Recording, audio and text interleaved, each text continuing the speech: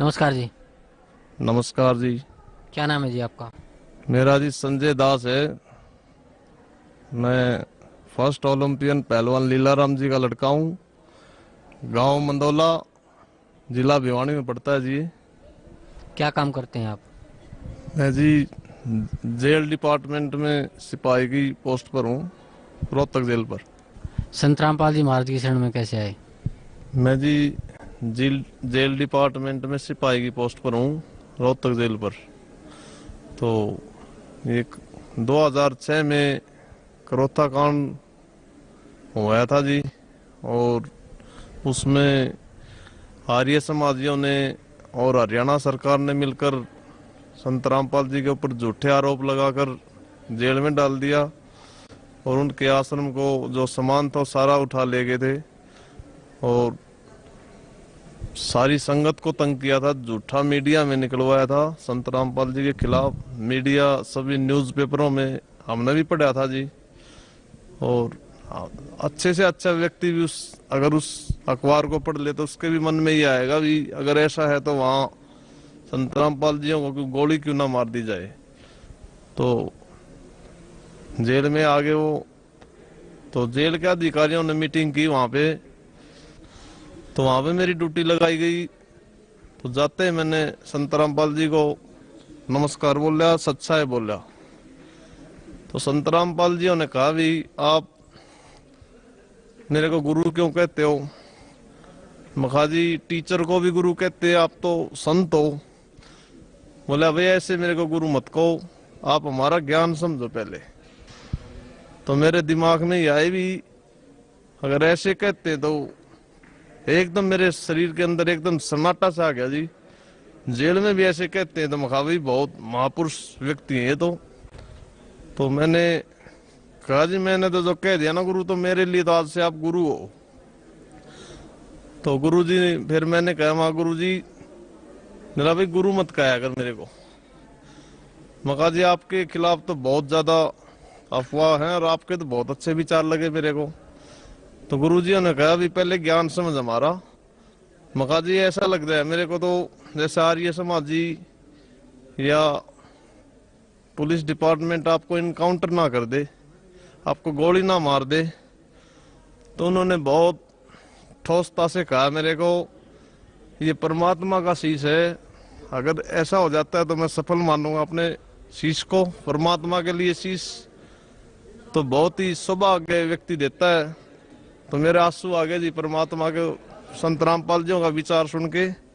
अभी इतने तगड़े विचार हैं और इस महापुरुष के खिलाफ इतने आरोप लगाए गए हैं, ये इनको परमात्मा उल्टा लटका कर 7 पीढ़ी इनको नरक में डालेगा।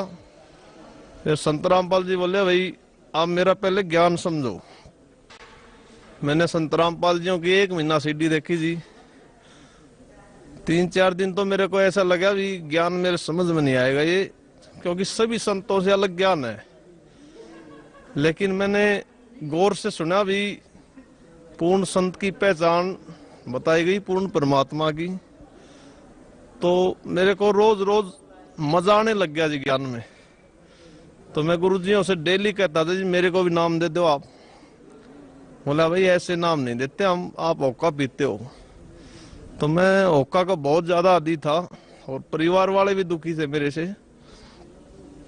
तो मैं बोला जी आप ही दया करो, अगर आप में शक्ति है तो ये।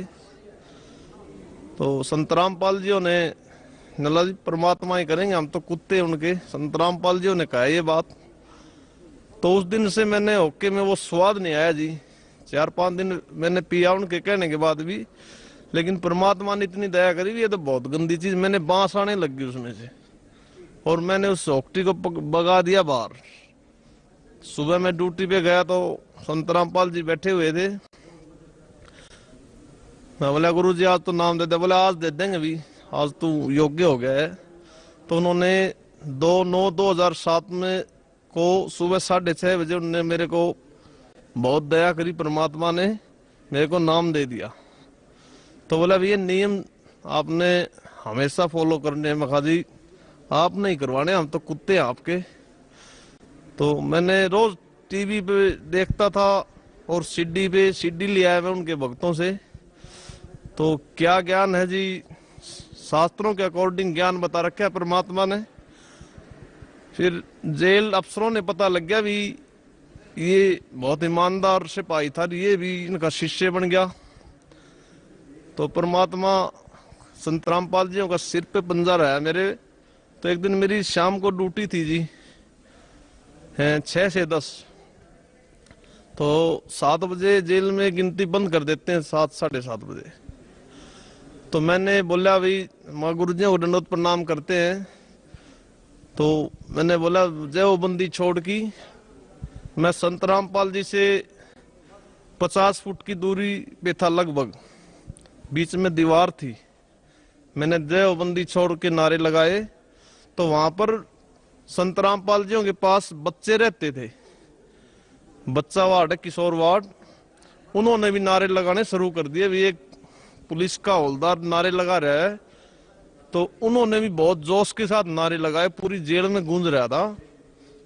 10 मिनट के बाद जेल के सभी अफसर, सभी कर्मचारी आ गए और उन बच्चों को बहुत ज्यादा पीटा उन्होंने।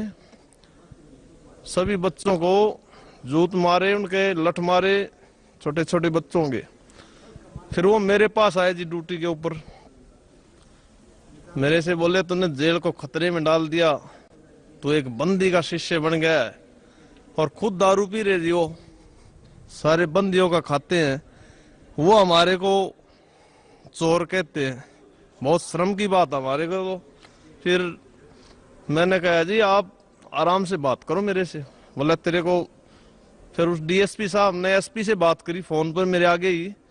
तो एसपी साहब ने कहा इसको फौरन बाहर निकाल दो जेल से, जैसे उसके दादा ने बनवाई है ये जेल।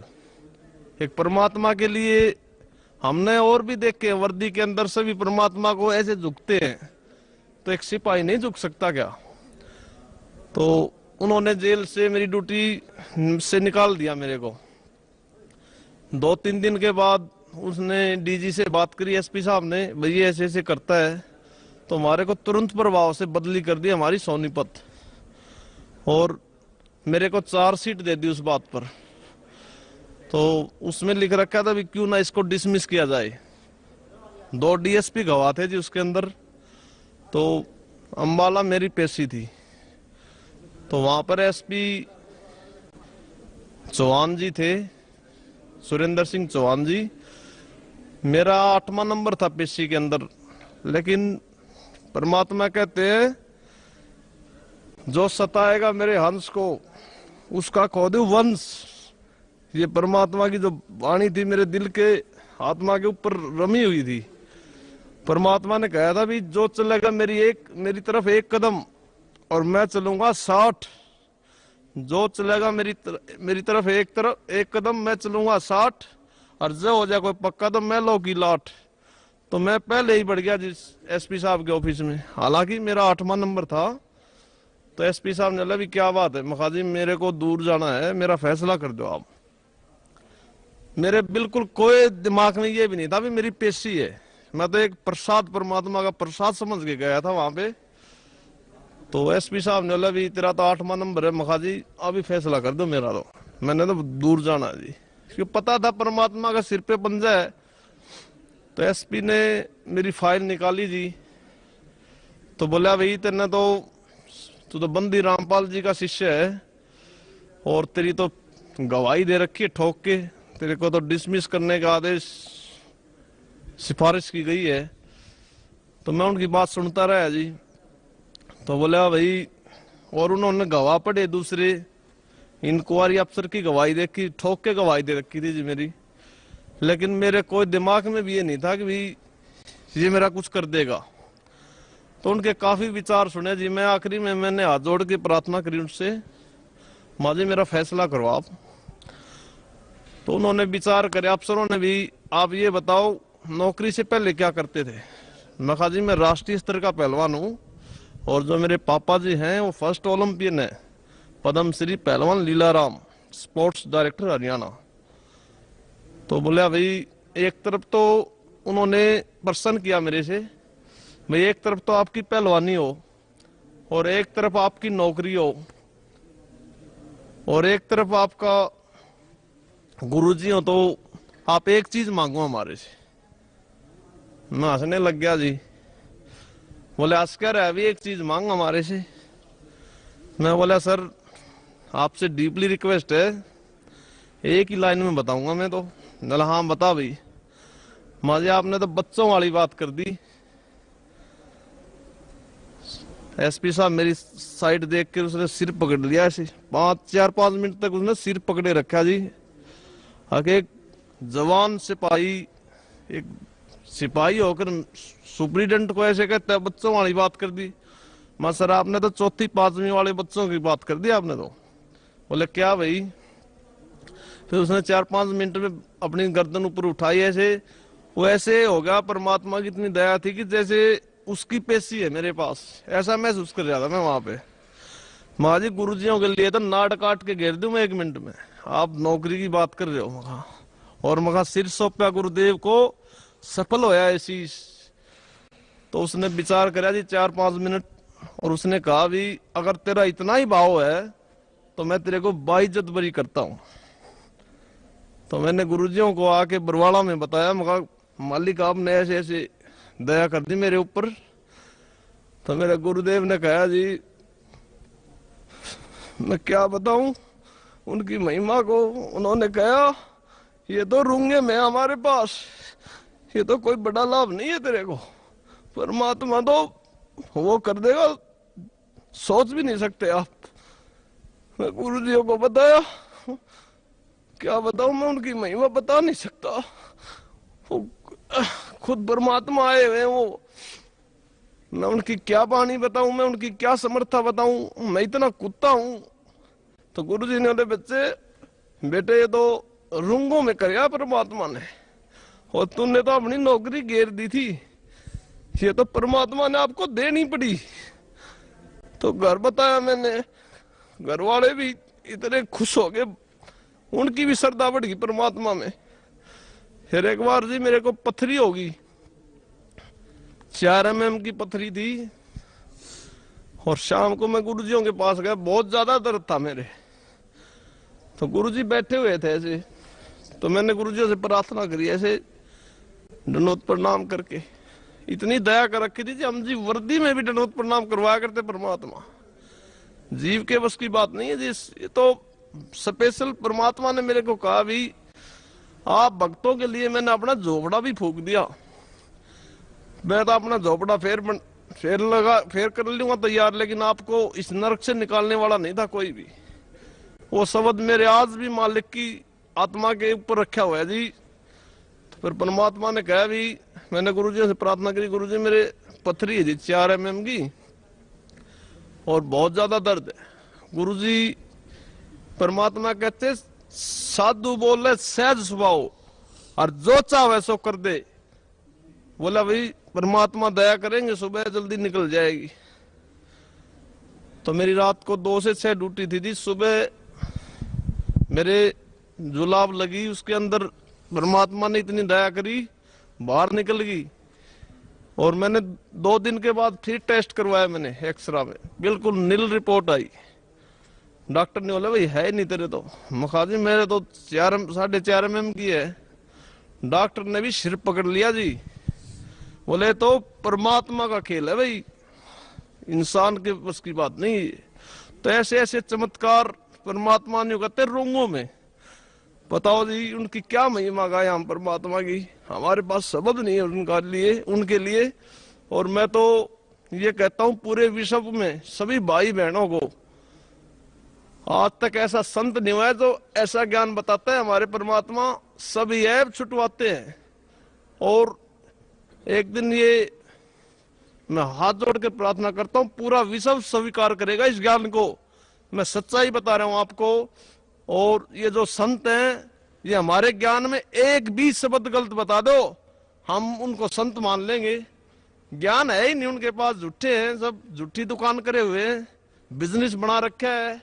जो वीआईपी लोग हैं उनको तो आगे बिठाते हैं। और हमारे गुरुजी संत रामपाल जी महाराज जी के यहाँ डीसीबी एसपीबी सभी लाइन में आते हैं। तो संत कहते हैं भाई सब इक्वल है हमारे यहाँ। तो संत तो पूरी विश्व के अंदर पूर्ण संत पूर्ण परमात्मा सतगुरु रामपाल जी महाराज जी है जी। इनका आप सभी से प्रार्थना, इनका ज्ञान सुनो। सीडी पे आज तो बहुत दया कर रखी है परमात्मा ने, और किताबें घर घर में जा रही हैं। SMS करो हमारे फोनों पे, आपको घर बैठे किताब देंगे हमारे गुरुदेव। और सभी से प्रार्थना है भाई, हमारा तो सारा परिवार के ऊपर दया कर रखी परमात्मा ने। हमारे छोटे छोटे बच्चे आते हैं 10-10 एक महीना यहाँ सेवा करते हैं, तो कोई अपनी बेटी को कोई गलत जगह पे ले जाएगा क्या? परमात्मा कहते हैं अगर सच्चाई है तो अपनी जगह भी बनाएगी वो। हमारे गुरुदेव तो परमात्मा खुद कबीर साहब आए हुए। तो सभी भाइयों से प्रार्थना है कि यहाँ आए और जन्म मरण का रोग कटाए।